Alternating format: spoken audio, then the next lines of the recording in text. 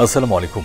সংবাদে আপনাদের সবাইকে স্বাগত জানাচ্ছি। আমি ফিরোজ তোহা। শুরুতেই সংবাদ শিরোনাম।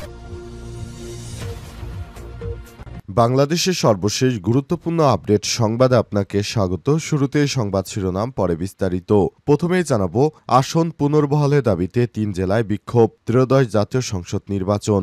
আসন্ন ত্রয়োদশ জাতীয় সংসদ নির্বাচনকে সামনে রেখে সংসদীয় আসন পুনর্বিন্যাসের প্রতিবাদে কুমিল্লা, নোয়াখালী ও বাগেরহাটে বিক্ষোভ ও মানববন্ধন প্রতিবাদ সভা করা হয়েছে। আজ পৃথক সময়ে সব কর্মসূচি পালিত হয়। এ সময় আসন বিন্যাস আগের মতো না থাকলে বৃহত্তর আন্দোলনের হুমকি দেওয়া হয়েছে। কুমিল্লা ৯ আসন পুনর্বহালের দাবিতে গতকাল বিকাল থেকে সন্ধ্যা পর্যন্ত মহাসড়ক অবরোধ করে স্থানীয়রা।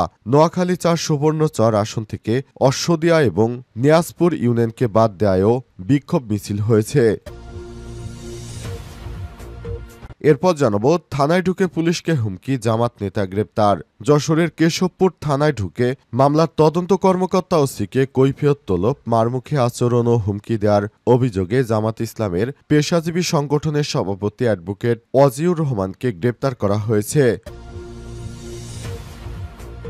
এদিকে রাজধানীর আশুলিয়ায় ৬ লাশ পোড়ানোর ঘটনায় অভিযোগ গঠনের শুনানি আজ ৮ আসামিকে ট্রাইব্যুনালে হাজির। গত বছরের জুলাই আগস্টে ছাত্র জনতার আন্দোলন চলাকালে সাভারের আশুলিয়ায় লাশ পোড়ানোর ঘটনায় মানবতাবিরোধী অপরাধের মামলায় অভিযোগ গঠনের শুনানি আজ বিচারপতি নজরুল ইসলাম চৌধুরীর নেতৃত্বাধীন আন্তর্জাতিক অপরাধ ট্রাইব্যুনাল ২ এর শুনানি অনুষ্ঠিত হবে। এদিকে রয়ের কোঅর্ডিনেটর লেফটেন্যান্ট জেনারেল মুজিবের পলায়ন রহস্য। বাংলাদেশে ভারতীয় গোয়েন্দা সংস্থা রয়ের নেটওয়ার্কের মূল ব্যক্তি হিসেবে বহুল আলোচিত লেফটেন্যান্ট জেনারেল বরখাস্ত মুজিবুর রহমান কিভাবে পালালেন, অনুসন্ধান থেকে জানা গেছে তিনি ৫ই আগস্টের বেশ কিছুদিন পর ময়মনসিংহের ধোবাউড়া সীমান্ত দিয়ে ভারতে পালিয়ে যান। বর্তমানে তিনি দিল্লিতে অবস্থান করছেন এবং বাংলাদেশকে অস্থিতিশীল করার জন্য নানা ষড়যন্ত্র করছেন। এবং সর্বশেষ জানাবো, বাংলাদেশের জনগণের আকাঙ্ক্ষা বুঝতে ব্যর্থ হয়েছে ভারত। বাংলাদেশিদের জন্য ভিসা বন্ধ করে ভারত নিজের পায়ে কুড়াল মেরেছে। এ অবস্থায় বাংলাদেশিদের মনোভাব বুঝতে সম্পূর্ণ ব্যর্থ হয়েছে ভারত। ভারতের নরেন্দ্র মোদী সরকার বাংলাদেশের সঙ্গে ব্যবসা বাণিজ্য বন্ধ করে দেওয়ার পাশাপাশি বর্তমান ভারতের উপর ৫০% শুল্ক আরোপ করেছে যুক্তরাষ্ট্র। এ অবস্থায় ভারতের অর্থনীতি এখন খাদের কিনারায় এসে পৌঁছেছে। তারা বাংলাদেশি জনগণের ভাষা বুঝতে ব্যর্থ হয়েছে। প্রিয় দর্শক, এতক্ষণ শুনছিলেন সংবাদ শিরোনাম, এবারে বিস্তারিত। তবে তার আগে বন্ধুরা, অনুরোধ থাকবে এই সংবাদটিতে একটি লাইক দিন। এই চ্যানেল আপনি নতুন হয়ে থাকলে আমাদের সংবাদটি দেখতে দেখতে চ্যানেলটি সাবস্ক্রাইব করে রাখুন। কমেন্ট করে বন্ধুরা আপনার মূল্যবান মতামত জানিয়ে দিন আপনি বিশ্বের কোন দেশ থেকে বা বাংলাদেশের কোন স্থান থেকে আমাদের সংবাদটি দেখছেন এবং শুনছেন। আর বন্ধুরা, এই সংবাদটি আপনার সোশ্যাল মিডিয়া ফেসবুকে শেয়ার করে বন্ধুদেরও দেখার সুযোগ করে দিন। কমেন্ট করে জানিয়ে দিন আপনি বাংলাদেশের কোন জায়গা থেকে বা বিশ্বের কোন দেশ থেকে আমাদের সঙ্গে রয়েছেন। এবারে বিস্তারিত। আসন পুনর্বহালের দাবিতে ৩ জেলায় বিক্ষোভ। ত্রয়োদশ জাতীয় সংসদ নির্বাচন। আসন্ন ত্রয়োদশ জাতীয় সংসদ নির্বাচনকে সামনে রেখে সংসদীয় আসন পুনর্বিন্যাসের প্রতিবাদে কুমিল্লা, নোয়াখালী ও বাগেরহাটে বিক্ষোভ, মানববন্ধন ও প্রতিবাদ সভা করা হয়েছে। আজ পৃথক সময় কর্মসূচি দেওয়া হয়। সময় আসন বিন্যাস আগের মতোই না থাকলে বৃহত্তর আন্দোলনের হুমকি দেওয়া হয়েছে। কুমিল্লা ৯ আসন পুনর্বহালের দাবিতে গতকাল বিকেল থেকে সন্ধ্যা পর্যন্ত মহাসড়ক অবরোধ করেন স্থানীয়রা। এতে সব ধরনের যান চলাচল বন্ধ হয়ে যায়। দীর্ঘ যানজটের সৃষ্টি হয়। নোয়াখালী ৪ সুবর্ণচর আসন থেকে অশ্বদিয়া এবং নিয়াজপুর ইউনিয়নকে বাদ দেওয়ার প্রতিবাদে বিক্ষোভ মিছিল, স্মারকলিপি, মানববন্ধন এবং সড়ক অবরোধ করেন ২ ইউনিয়নের বাসিন্দারা।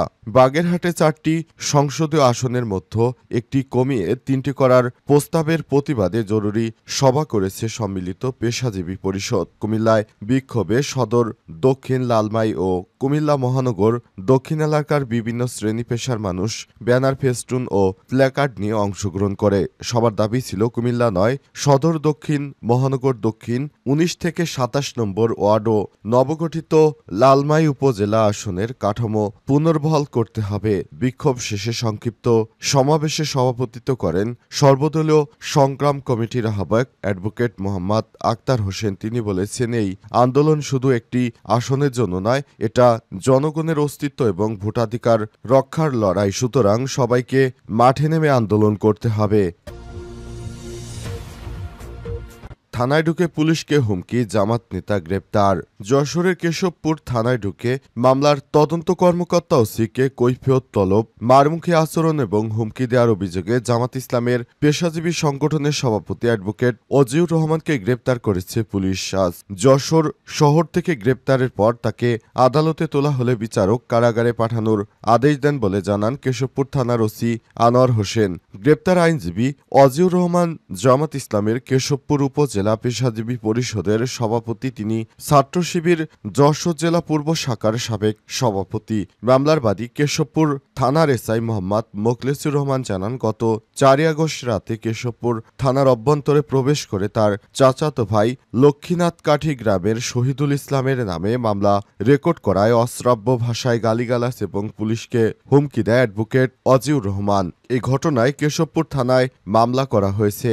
মামলার তদন্ত কর্মকর্তা এসআই সাইমুন হাসান অভিযান চালিয়ে তাকে গ্রেপ্তার করেছেন। কেশবপুর থানার অফিসার ইনচার্জ আনোয়ার হোসেন জানান, পুলিশের কাছে বাধা এবং হুমকির ঘটনায় অ্যাডভোকেট অজিউর রহমানকে গ্রেপ্তার করা হয়েছে। আদালতে নেওয়ার পর বিচারক তাকে কারাগারে পাঠানোর নির্দেশ দেয়। আশুলিয়ায় 6 লাশ পোড়ানোর ঘটনায় অভিযোগ গঠনের শুনানি আজ। 8 আসামিকে ট্রাইব্যুনালে হাজির। গত বছরের জুলাই আগস্টে ছাত্র জনতার আন্দোলন চলাকালে সাভারের আশুলিয়ায় লাশ পোড়ানোর ঘটনায় মানবতাবিরোধী অপরাধের মামলায় অভিযোগ গঠনের শুনানি আজ। বিচারপতি নজরুল ইসলাম চৌধুরীর নেতৃত্বাধীন আন্তর্জাতিক অপরাধ ট্রাইব্যুনাল 2-এর শুনানি অনুষ্ঠিত হয়। এর আগে গত 28 জুলাই অভিযোগ গঠনের শুনানির জন্য বৃহস্পতিবার দিন ঠিক করেছিলেন ট্রাইব্যুনাল। এর ধারাবাহিকতায় সকালে আলোচিত এই মামলার 8 আসামিকে পিজন ভ্যানে করে ট্রাইব্যুনালে হাজির করা হয়। গত 2 জুলাই এই মামলায় 16 জনের বিরুদ্ধে আনুষ্ঠানিক অভিযোগ বা ফরমাল চার্জ আমলে নেন আদালত এবং এদেরকে আটক করা হয়। তারা হলেন ঢাকা জেলা সাবেক অতিরিক্ত police super crime and ops Mohammad Abdullahil Kafi, Dhaka জেলা পুলিশের সাবেক অতিরিক্ত সুপার সাবাস সার্কেল মোহাম্মদ শহীদুল ইসলাম, পরিদর্শক আরাফাত হোসেন, এসআই মালেক, এসআই আরাফাত উদ্দিন, এসআই কামরুল হাসান আফজাল হোসেন ও কনস্টেবল মুকুল। আশুলিয়া লাশ পোড়ানো নৃশংস ঘটনায় করা মামলার পর চিফ প্রসিকিউটর মোহাম্মদ তাজুল ইসলাম সাংবাদিকদের বলেছেন, 5 আগস্ট আশুলিয়ায় 6 তরুণকে গুলি করে হত্যার পর লাশগুলোকে পুলিশ ভ্যানে রেখে আগুন লাগিয়ে দেন পুলিশ সদস্যরা। যখন এসব মরদেহে আগুন দেওয়া হচ্ছিল তখন একজনকে জীবিত থাকা অবস্থায় তার গায়ে পেট্রোল ঢেলে আগুন দেওয়া হয়। লাশটি ছটফট করছিল, তারপরেও তারা তাদেরকে ছাড়েনি। সুতরাং এই ধরনের অমানসিক নির্যাতন এবং মানুষকে নির্যাতন করে হত্যাকাণ্ড কোনোভাবেই গ্রহণযোগ্য নয়। তাই পুলিশ কর্মকর্তাদের বিরুদ্ধে এবার মাঠে নেমেছে ডক্টর ইউনূসের সরকার। তারা আশুলিয়ার এই ঘটনাকে পুঙ্খানুপুঙ্খ তদন্ত করছে এবং যারা এই ঘটনার সঙ্গে জড়িত রয়েছে তাদের বিচারের আওতায় নিয়ে আসা হচ্ছে।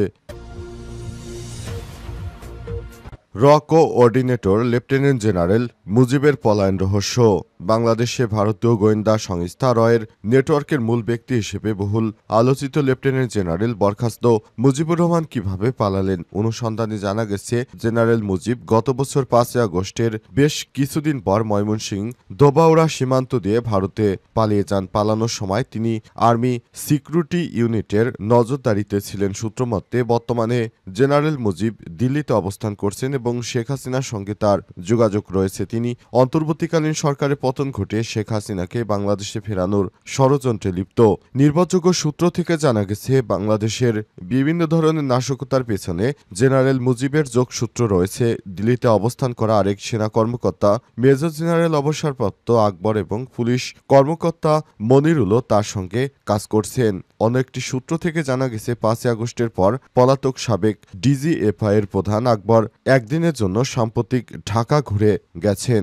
লেফটেন্যান্ট জেনারেল বরখাস্ত মুজিবুর রহমান শেখ হাসিনার খুবই ঘনিষ্ঠ এবং আস্থাভাজন সেনা কর্মকর্তা ছিলেন। আর্ম ফোর্সেস এবং পুলিশের মধ্যে রয়ের অনুপ্রবেশের ক্ষেত্রে তিনি এবং জেনারেল তারেক সিদ্দিক ঘনিষ্ঠভাবে জড়িত।